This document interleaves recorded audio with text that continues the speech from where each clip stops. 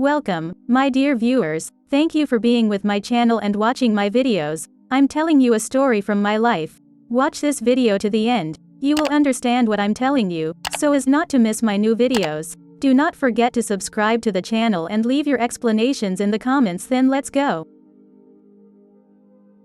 Once my dad, who works in a factory, canceled the engagement right after my stepmom said so.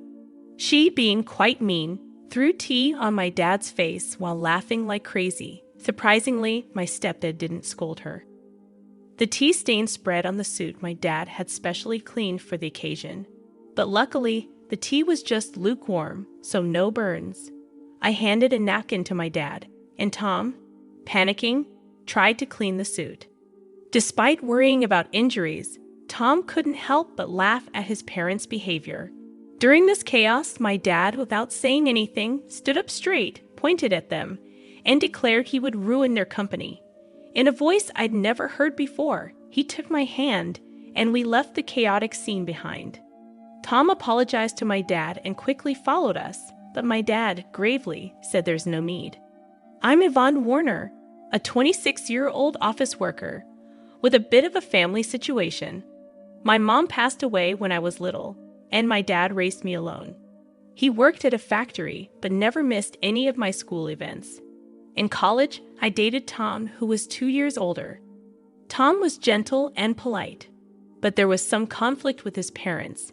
Despite that, I continued dating him, proud of how he put me first. I wanted to introduce him to my dad and see their reactions. When we bumped into my dad on a date, there was a mix of fear and excitement. Tom nervously introduced himself to my serious-looking dad. Tom, looking tense, bowed deeply and greeted my dad. My dad, happy to accept, smiled warmly and started chatting with him. So, you're Yvonne's boyfriend. Don't be so nervous. Take good care of her, okay? My dad reassured Tom. Yes, I'll do my best. Thank you, Tom replied. As they kept talking, Tom relaxed, and they got along well. I was relieved to see the two important men in my life getting along. I had been worried about what if my dad didn't like Tom. We couldn't spend much time as my dad had work, so we parted ways after saying goodbye to Dad.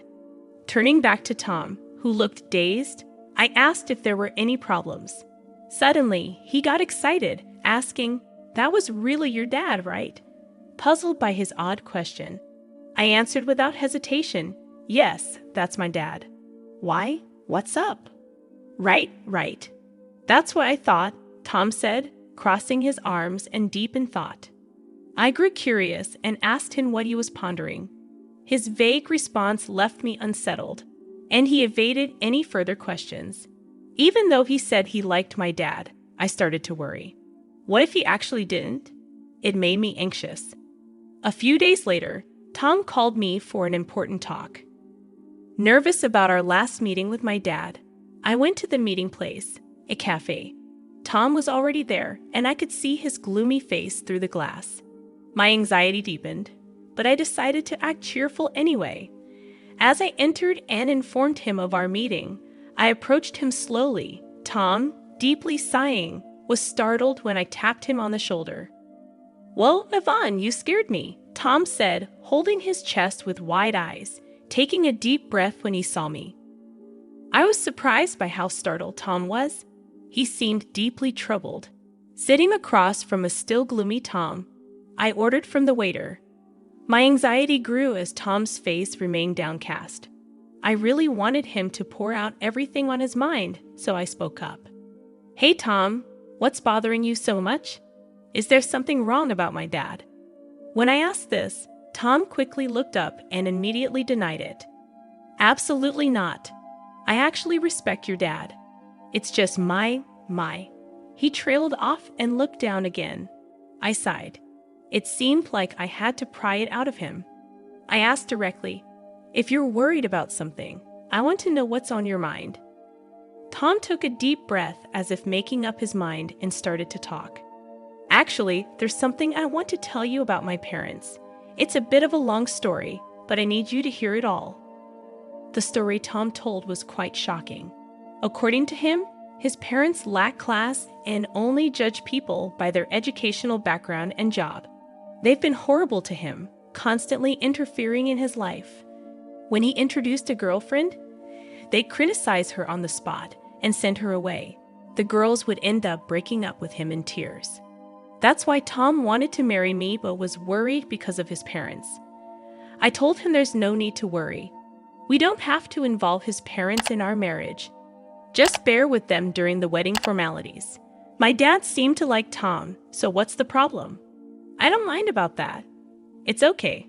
My dad liked you, so don't worry. Really, that makes me happy.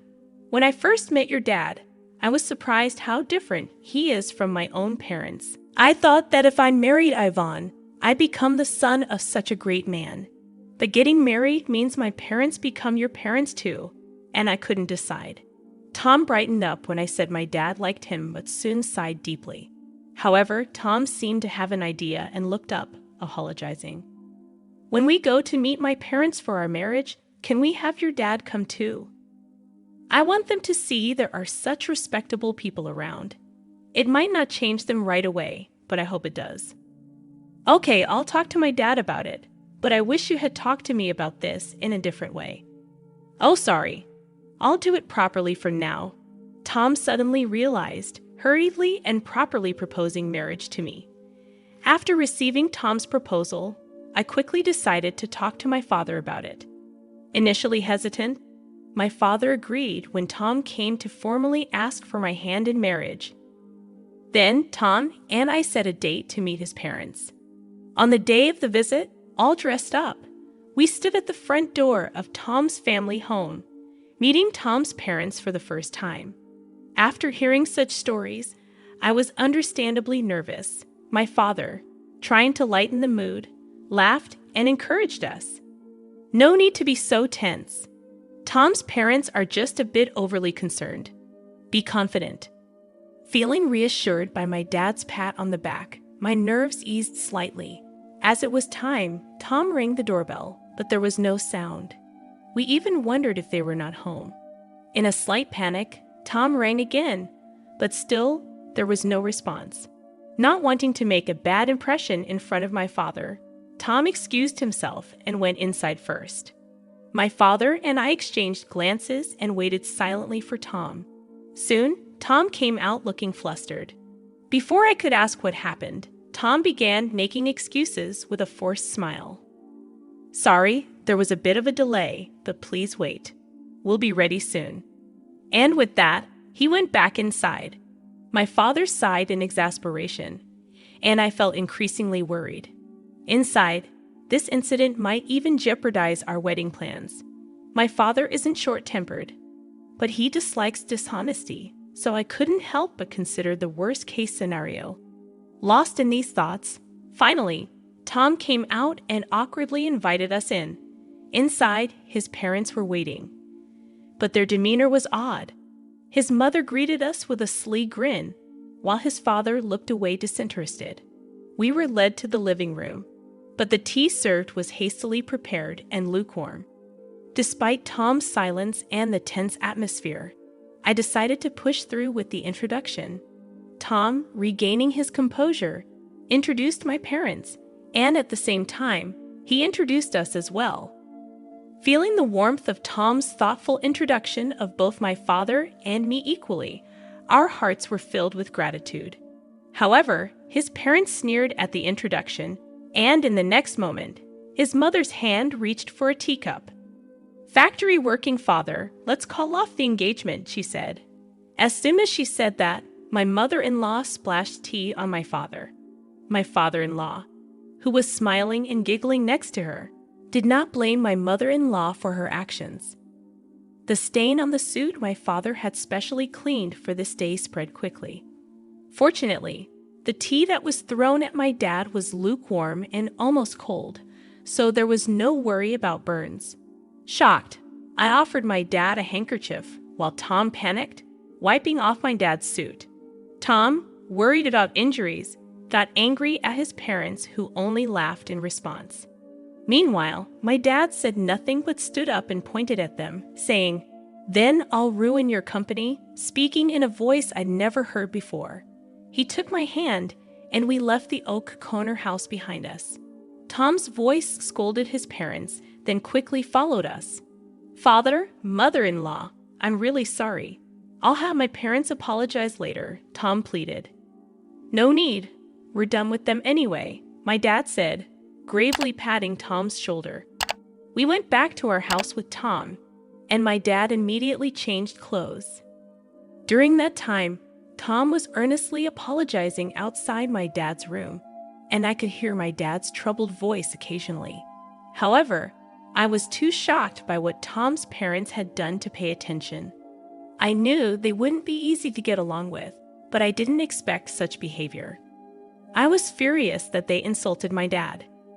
Sitting on the living room sofa, clenching my fists, I replayed the event in my mind.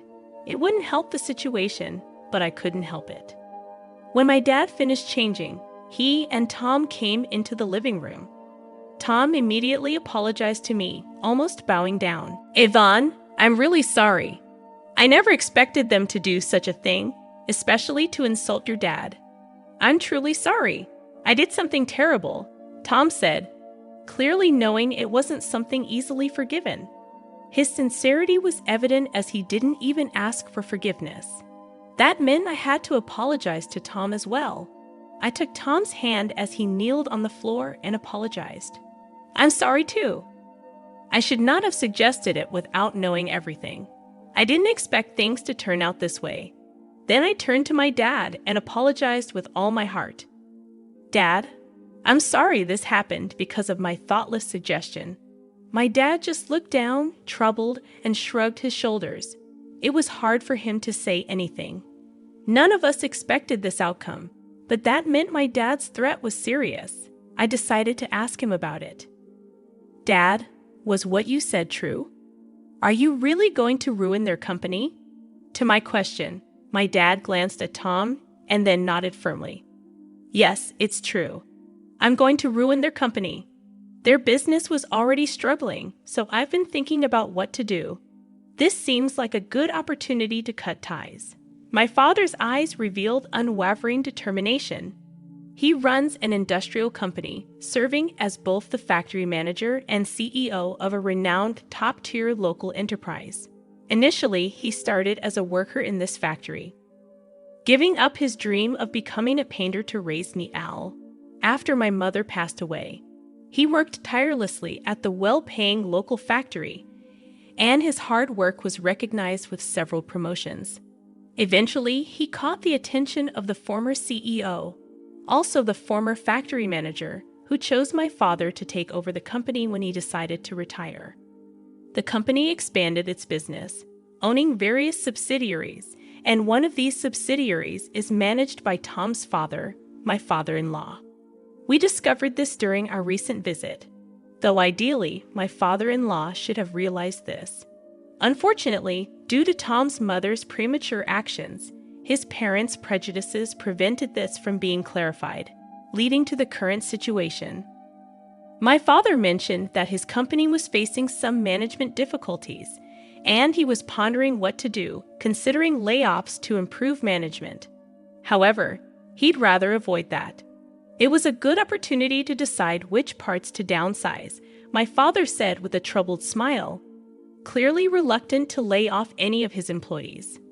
After Tom's serious conversation with my father, he asked Tom in a low voice about his decision to close down his father's company. Tom hesitated at first, but then looked firmly at my father and replied, "I've already cut ties with them. They did something unforgivable. I think part of the consequence is paying for their actions. More than that, I want them to reflect on what happened, including this incident. But I have a request. I know it's awkward to ask at this time, but please let me get engaged with Yvonne. I know I've caused trouble with my parents, but more than anything, I want to be with Yvonne. Please forgive me." Crossing his arms, my father pondered Tom's words. It might seem inappropriate right after such an incident. However, moved by Tom's earnestness, I also pleaded with my father, "Please, Dad, I know things turned out this way, but I want to be with Tom." After hearing our request, my father hummed for a while and then shook his head as if in resignation. If you both feel the same way, it's fine. But there's a condition. Your parents are company executives. I want to know what you plan to do with their employees. If you can't do that, your marriage is off. My father said this and sent Tom away, not even glancing at me before returning to his room. A few days later, Tom came up with a plan for his father's company's employees. He had arranged a meeting with my father, and when I returned from work at 17:23, they were deep in discussion. It was apparent that Tom had written down possible job placements for all the employees and was showing it to my father. I hope you can employ them at your company. I want to support their transition and contribute to the business's vitality, Tom said, bowing to my father. Selfishly, I also want to work at your company. I'll work for free until they're settled and producing results. I want to compensate for any shortcomings with my work and salary. Once that's settled, I'd like to re-engage Yvonne. Tom, showing his earnestness, seemed to think that he was partly responsible for his company's collapse. He wanted to work hard to be the lubricant in this situation. I just found out that our marriage would be delayed, but it's an unavoidable circumstance. Welcome back, Yvonne. You heard right. I'm sorry for deciding such an important thing on my own, but I thought it wouldn't be fair if I were the only one happy. Yes, you're too selfish, Dad. Please let me work in the company with Tom. I'll work for free with you too. And I want you to accept Tom's proposal. As I said this, Tom tried to dissuade me, but I firmly insisted and desperately begged my father. While we were doing this, my father didn't say anything, but after repeated pleas, he uncrossed his arms and quietly nodded. Speaking of which, Tom's parents hadn't apologized yet. My father seemed to have been waiting for them for the past few days, but that period had ended. Time's up, he muttered, beginning preparations to take over my father-in-law's company. Time passed, and finally, the day came when the company collapsed. Tom's parents contacted us in protest, summoning the three of us to their home. When we arrived, the place was crowded with people protesting the company's closure. They were all former employees, angry and shouting. It seemed Tom's father hadn't explained anything to the employees.